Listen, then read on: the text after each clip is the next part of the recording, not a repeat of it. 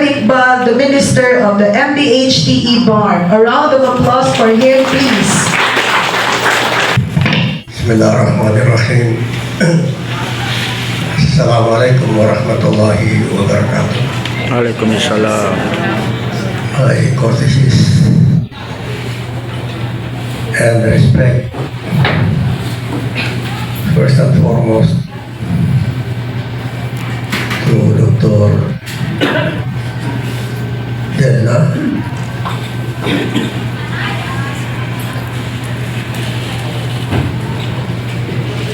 to the former Member of Parliament and former Minister of the Ministry of Science and Technology, my current colleague, the Member of Parliament, Dr. Susana Anayatin,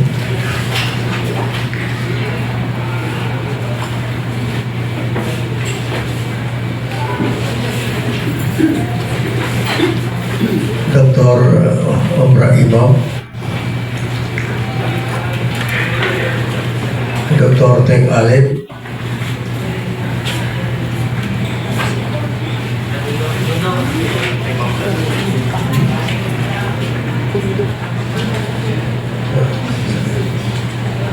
and Dr. Kondopam,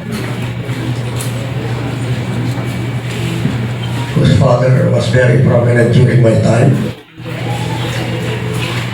and all our visitors who are with us this morning, and our special friend from Japan. Thank you very much for gracing this occasion. I'll start by revisiting history. As I have been saying every time I was invited to speak here, that I graduated here. Formerly it was called Cotabato High School, then Cotabato City National High School, and Cotabato City State Polytechnic College, and now Cotabato State University.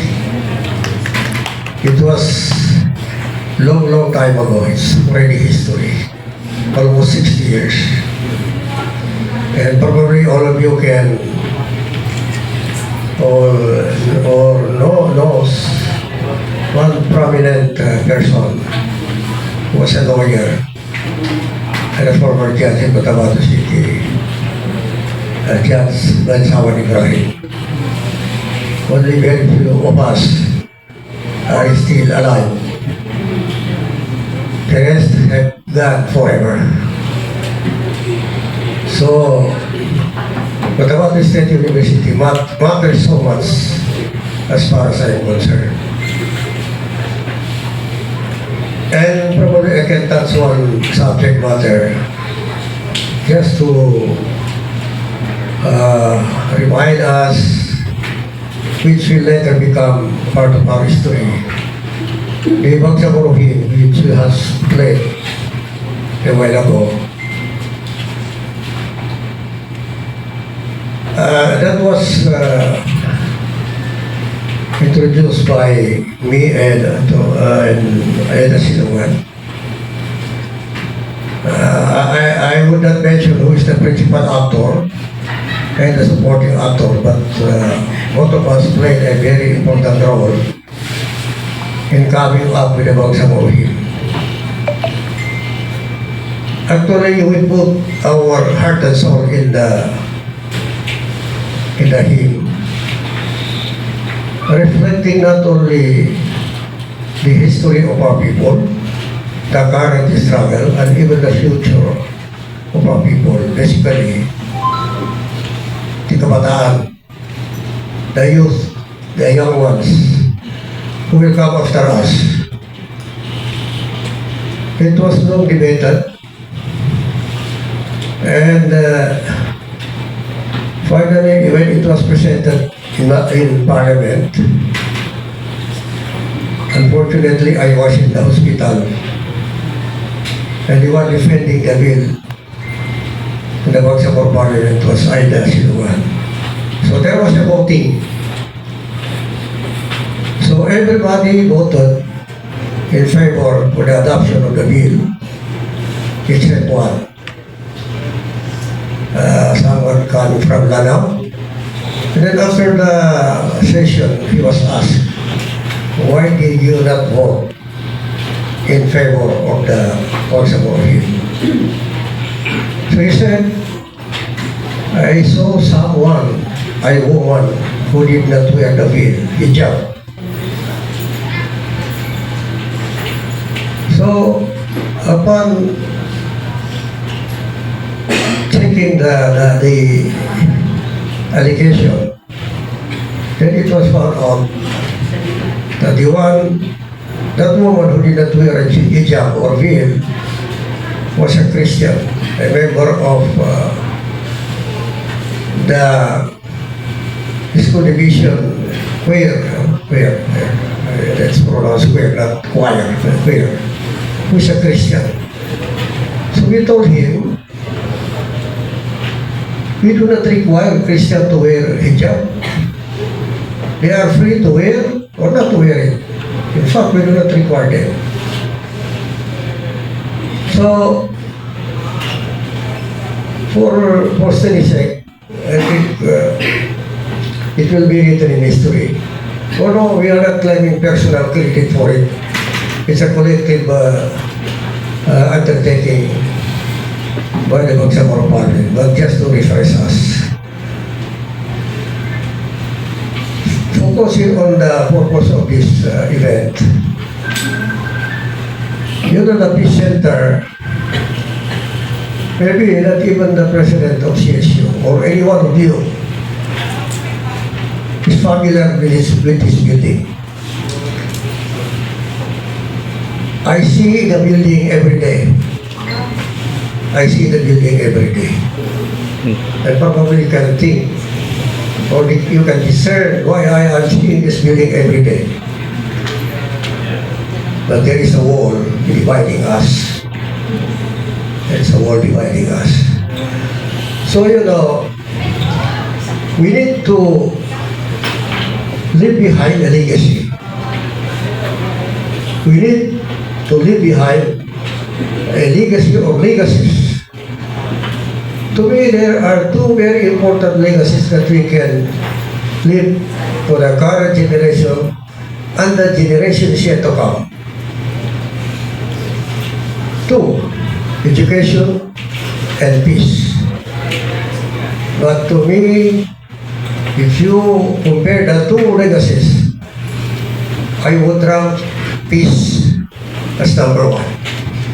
But we have to qualify peace, because peace is not only the absence of war, it is more than the absence of war.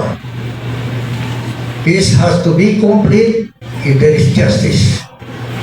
So, the number one that I would consider that we can lead to the next generation is peace.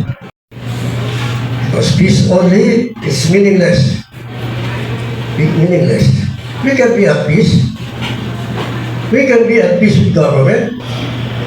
But if there is no justice, that's not real peace. And the other legacy that we can leave behind is education.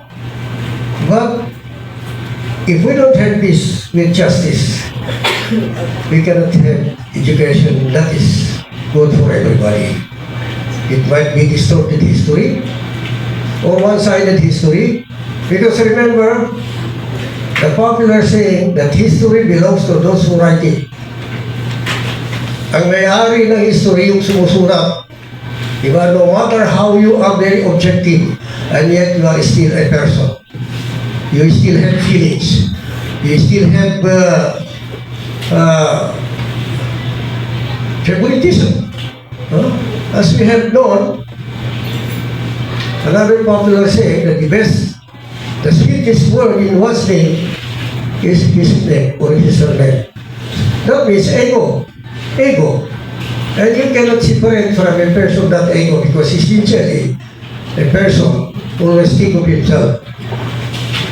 But the purpose of the teachings is really to neutralize that. So, finally, I would like to congratulate former Minister Aida Siluan for sharing a little amount of this presentation. And of course, Madam Susana Alayatin for being very active in Parliament. I'm also sure that he supported the passage of the Bangsamoro Appropriation Act that contains the fund for this building. And of course, the Honorable President Semadena for being very cooperative in terms of education.